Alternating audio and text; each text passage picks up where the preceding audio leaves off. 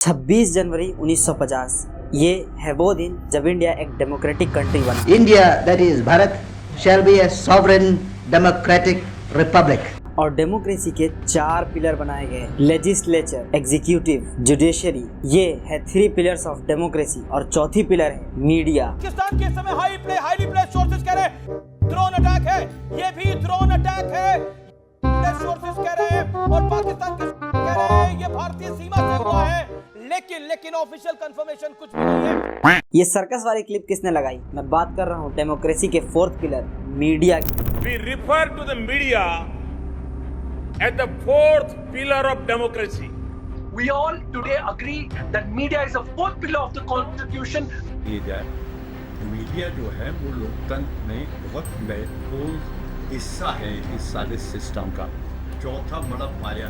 Media एक ऐसे power का नाम है जो किसी के भी आंखों में आंखें डालकर ऐसे सवाल पूछ सकता है कि उनकी हलक सूख जाए। You are allowing an image that is contrary to the interest of Gujarat to continue. It's in your hands to change it.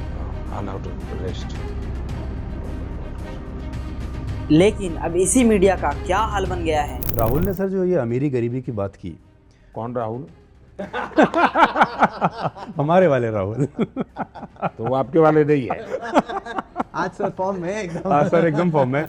उल्टी सीधी खबरें फैलाना, टीआरपी बढ़ाने के लिए अपने चैनल पे कुछ भी बोल देना। कराची को कब्जे में बोल दें कराची को ले लिया है कब्जे में, भारत की सेना घुस गई है, अब घुस के मारेगी। लेकिन फिर आता है यूट्यूबर्स का दौर जो डेमोक्रेसी के 4th पिलर को बल्कि पूरे डेमोक्रेसी को बचाने में लग जाते हैं। नमस्कार दोस्तों, सरकार की E20 पॉलिसी से बहुत गुस्सा है। कैसे इलेक्शन कमीशन को फ्री करना है, कैसे सीबीआई को आज़ादी देनी है, कैसे ईडी को आज़ाद करना है सरकार के हाथों से। आपको लगता है कि कॉन्स्टिट्यूशन खतरे में है? बीजेपी के खुद के लीडर्स बोलने लग रहे हैं कि हम तो कॉन्स्टिट्यूशन बदल देंगे 400 पार होने। पीएम मोदी जो थे वो एक सीक्रेट गाड़ी में प्रेसिडेंट हाउस पहुंचते। चलिए ठीक है, आप ही बता दो कि संविधान के साथ ऐसा क्या करना चाहिए। इस मौजूदा सरकार को हटाकर फेंकना ये पहली स्टेप है। लेकिन अचानक एक सैलाब आया, अचानक यूट्यूबर्स ने भी अपनी आवाज उठाना बंद कर दिया।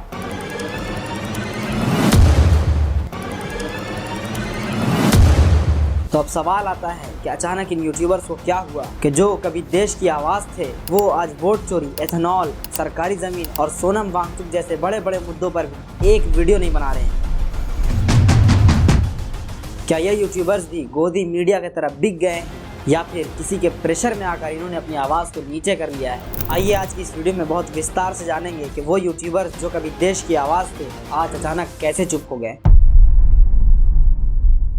जिसमें सबसे पहले तो हम ये देखेंगे कि मीडिया डेमोक्रेसी में क्या रोल प्ले करती है, क्यों जरूरी है मीडिया डेमोक्रेसी को स्टेबल रखने के लिए, और क्या मीडिया पर आवाज उठाने से सच में रियल लाइफ में कुछ इसका इम्पैक्ट पड़ता भी है या नहीं। आइए जानते हैं। सबसे पहले तो हमें ये जानना जरूरी है कि डेमोक्रेसी के 4 पिलर होते हैं। सबसे पहला पिलर है लेजिस्लेचर। ये वो लोग होते हैं जिनके पास पावर होती है रूल्स बनाने की, और इन लोगों को हम जैसे ही आम लोग चुनते हैं ताकि ये हमारे लिए, हमारी भलाई के लिए और देश के डेवलपमेंट के लिए अच्छे अच्छे रूल्स बना सके। और जब रूल्स बन जाते हैं तो इनको अप्लाई करने की पावर इनके पास नहीं होती है। इसके लिए आता है दूसरा पिलर एग्जीक्यूटिव। ये वो लोग होते हैं जो बनाए गए रूल्स को ग्राउंड लेवल पर लागू करते हैं ताकि आम लोग इस रूल का फायदा उठा सके, और इसमें प्रेसिडेंट और प्राइम मिनिस्टर जैसे लोग आते हैं। लेकिन अगर कानून लागू करने के बाद भी कोई कानून को ब्रेक करता है या रूल ही जनता के अगेंस्ट हो तो इसका फैसला करने के लिए आता है 3rd पिलर जुडिशियरी, जिसमें आते हैं हाई कोर्ट, सुप्रीम कोर्ट, जो रूल ब्रेक करने वाले को सजा देते हैं, चाहे वो नेता हो या आम आदमी। और इन तीनों के पास इतनी ज्यादा पावर होती है कि ये अपने प्रॉफिट के लिए इसका मिसयूज भी कर सकते हैं।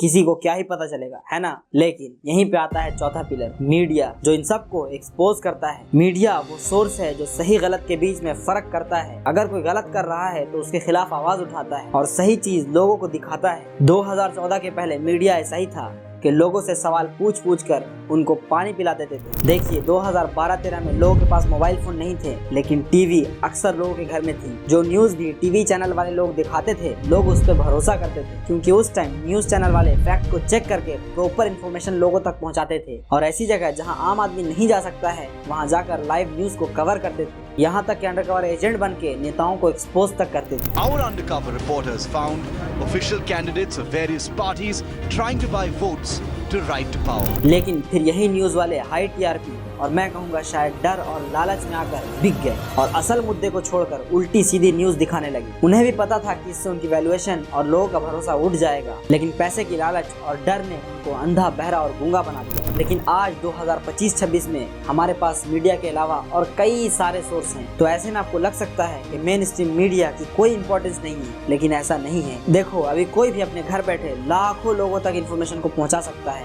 तो ऐसे में बहुत हाई चांसेस हैं कि वो इन्फॉर्मेशन गलत हो। तो ऐसे में जरूरी है कि हम उन पे भरोसा करें जिनके पास सालों का एक्सपीरियंस है और जो फैक्ट को चेक कर सही इन्फॉर्मेशन हम तक पहुंचाते हैं। और अब ये काम मीडिया छोड़ चुका है। अब लोग उन यूट्यूबर्स पे भरोसा करते हैं जो फैक्ट को चेक करके सही इन्फॉर्मेशन उन तक पहुंचाता है, जैसे नीतीश राजपूत, मोहक मंगल और ध्रुव राठी, ये सब। और लोग अब न्यूज चैनल को छोड़कर इन सब को ज्यादा देखते हैं। लेकिन यहाँ पे सवाल ये है कि कुछ दिनों से यूट्यूबर्स ने अपनी आवाज को बंद कर दिया है, बिल्कुल उस मीडिया की तरह जो डर और पैसे के लालच में आकर अंधी, बहरी और गूंगी हो गई थी। वैसे ही आज ये यूट्यूबर्स भी देश के मुद्दे पर चुप्पी लगाए बैठे हैं। लोग इनके कमेंट्स में जा जाकर इनसे रिक्वेस्ट कर रहे हैं कि प्लीज प्लीज वीडियो लाओ, लेकिन इनका कोई रिस्पॉन्स नहीं है। तो अब सवाल आता है कि इन यूट्यूबर्स को क्या हुआ? क्या पावर में बैठे लोगों ने इनके मुंह को बंद कर दिया, या ये खुद अपनी सेफ्टी के लिए चुप हो गए? देखिए, यहाँ तक आपको ये तो समझ में आ गया होगा कि मीडिया कैसे पावर में बैठे लोगों को अपनी पावर का गलत इस्तेमाल नहीं करने देता। पर क्या हो अगर ये यूट्यूबर्स भी चुप हो जाएं, जैसा कि हो रहा है अभी। मैं आपको एक एक करके प्रूफ दिखाता हूँ। ये हैं अभी एंड न्यू, जिनके लगभग 6.5 मिलियन से भी ज्यादा सब्सक्राइबर्स हैं और इन्हें 2024 में नेशनल क्रिएटर का अवार्ड भी मिला था। नो डाउट कि ये गवर्नमेंट से टाइम टू टाइम क्वेश्चन करते रहते थे, लेकिन अवार्ड मिलने के बाद अचानक इनको क्या हुआ कि ये बड़े बड़े मुद्दे जैसे कि वोट चोरी, एथेनॉल, सरकारी जमीन और एसएससी जैसे बड़े बड़े मुद्दों पर इनकी कोई वीडियोस नहीं है। खैर, ध्रुव राठी ने भी इनके बारे में 2 शब्द बोले हैं, वो भी सुन लो। लेकिन दूसरी तरफ जो लोग इनके खास हैं, उन्हें स्टेज पर बुलाओ, नरेंद्र मोदी उनके साथ हाथ मिलाएंगे। इसके लिए नेशनल क्रिएटर्स अवार्ड बनाए गए। कुछ विनर्स जेन्युइन थे क्योंकि थोड़ी बहुत क्रेडिबिलिटी भी बनानी पड़ती है, लेकिन कई सारे मोदी की चरण वंदना करने वाले गोदी यूट्यूबर्स को यह अवार्ड दिया गया। मोहक मंगल, इनको कौन नहीं जानता है। इनके लगभग 4.5 मिलियन सब्सक्राइबर्स हैं, लेकिन पता नहीं क्यों इनको भी देश के मुद्दे अब दिखना बंद हो गए हैं। अभी तक जब मैं ये वीडियो बना रहा हूँ तो वोट चोरी, सोनम वांगचुक और एसएससी एग्जाम जैसे बड़े मुद्दे पर इनकी कोई वीडियो नहीं आई है। और एक वीडियो जो इन्होंने बनाई भी है एथेनॉल के ऊपर, उसमें भी इन्होंने पूरा न्यूट्रल रह के बात किया है। लोग लिटरली इनके कमेंट में जाके बोल रहे हैं, भाई सेफ मत खेल। जब इतने सारे कार ओनर प्रोटेस्ट कर रहे हैं तो कम से कम उनका पॉइंट क्लियर बताओ। यहाँ कोई मिस इन्फॉर्मेशन नहीं है, सब बिल्कुल क्लियर है। माइलेज कम हो रहा है और गाड़ियां रस्ट कर रही हैं। पेट्रोल में एथेनॉल मिलाने के बाद भी प्राइस कम नहीं हुआ और लोगों को कोई ऑप्शन नहीं दिया गया। रशिया से सस्ते ऑयल लेने के बावजूद भी हमें E20 पेट्रोल लेने पर मजबूर किया जा रहा है और मिनिस्टर अपने बेटे को अमीर बना रहा है। भाई डर क्यों लग रहा है? खुलकर बोलना। आगे देखिए, भाई के टोन में परिवर्तन आ गया। और सुनिए, bro tried so hard to save government. अगर अभी भी आपको यकीन नहीं हुआ है तो जाकर इस वीडियो को ही देख लो, आपको पता चल जाएगा कि लोग कमेंट में ऐसी ऐसी बातें क्यों बोल रहे हैं। अगले बड़े यूट्यूबर हैं हमारे आपके चहीते नीतीश राजपूत। देखो, इसमें कोई चौंकने वाली बात नहीं है कि मैंने नीतीश राजपूत का नाम लिया, क्योंकि कुछ दिन पहले तक मैं खुद नीतीश राजपूत को बहुत ज्यादा सपोर्ट करता था। लेकिन फिर अचानक मैंने एक ऐसी चीज देखी जो देख के मैं शॉक हो गया। वोट चोरी कोई वीडियो नहीं, एथेनॉल कोई वीडियो नहीं, सोनम वांगचुक कोई वीडियो नहीं, बिहार की जमीन कोई वीडियो नहीं। देखो, मैं जानता हूँ कि इनकी वीडियो की एडिटिंग और रिसर्च नेक्स्ट लेवल होती है और वीडियो प्रोडक्शन में बहुत ज्यादा टाइम लगता है, लेकिन कम से कम ये अपने शॉर्ट्स चैनल पे तो इन सारे मुद्दों पे आवाज उठा सकते थे। लेकिन यहाँ भी मामला एकदम सन्नाटा है। अब इनडायरेक्टली लोगों का शक कहाँ जाएगा ये आप समझ ही सकते हैं। जैसे ही देश में कोई अटैक होता है इनकी वीडियो तुरंत आ जाती है, पर कभी इन्होंने गवर्नमेंट से ये सवाल नहीं किया कि उनके रहते आतंकवादी देश में कैसे घुस जा रहे हैं। अब देखो, मैं इन सब में नहीं घुसना चाहता, वो एक अलग टॉपिक है। यहाँ पे बात देश की है कि इनको देश के मुद्दे नहीं दिखते, कि गवर्नमेंट देश के डेवलपमेंट के लिए कुछ नहीं कर रही है। देश में इतने सारे स्कैम हो रहे हैं, गवर्नमेंट ने डेमोक्रेसी की धज्जियां उड़ा रखी है और कोई वीडियो नहीं।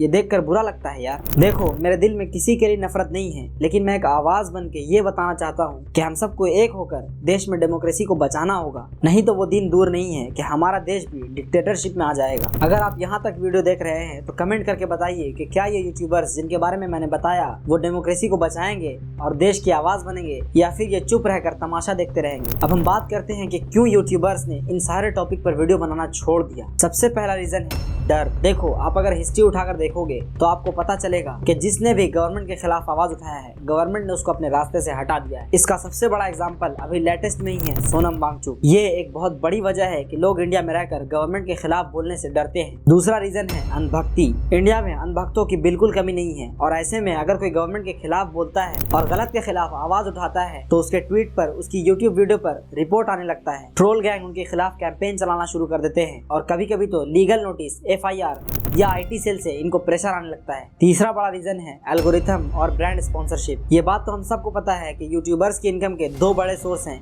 एक उनकी वीडियो पे चल रहे ऐड और दूसरा स्पॉन्सरशिप। लेकिन ऐसे टॉपिक और गवर्नमेंट के अगेंस्ट बोलने से ब्रांड कोलैब करने से अवॉइड करते हैं, क्योंकि गवर्नमेंट के अगेंस्ट बोलना बहुत ही कंट्रोवर्शियल टॉपिक है और ब्रांड इससे अवॉइड करते हैं, जिससे इनडायरेक्टली नुकसान क्रिएटर को होता है। इसलिए क्रिएटर भी इन सारे टॉपिक को अवॉइड करते हैं, वो सेफली अपने चैनल को ग्रो करना चाहते हैं। अब हम वीडियो के कंक्लूजन पॉइंट तक पहुंच गए हैं। यहाँ तक आते आते आपको ये समझ में आ गया होगा कि क्यों बड़े बड़े क्रिएटर्स गवर्नमेंट के अगेंस्ट बोलने से अवॉइड कर रहे हैं। लेकिन अगर देश को डेमोक्रेटिक बनाना है तो चारों पिलर को अपना काम ईमानदारी से करना होगा, तभी जाके देश में डेवलपमेंट होगी, नहीं तो हाल बद से बदतर हो जाएंगे। ये सब मेरी पर्सनल डेटा का एनालिसिस था। अगर इसमें मैंने कुछ मिस इन्फॉर्मेशन दी है तो आप मुझे कमेंट करके बता सकते हैं, और अगर मैंने सही बोला है तो कमेंट करो गोदी यूट्यूबर्स, ताकि मुझे मोटिवेशन मिले और मैं ऐसी और वीडियोस ला सकूं। तब तक के लिए जय हिंद।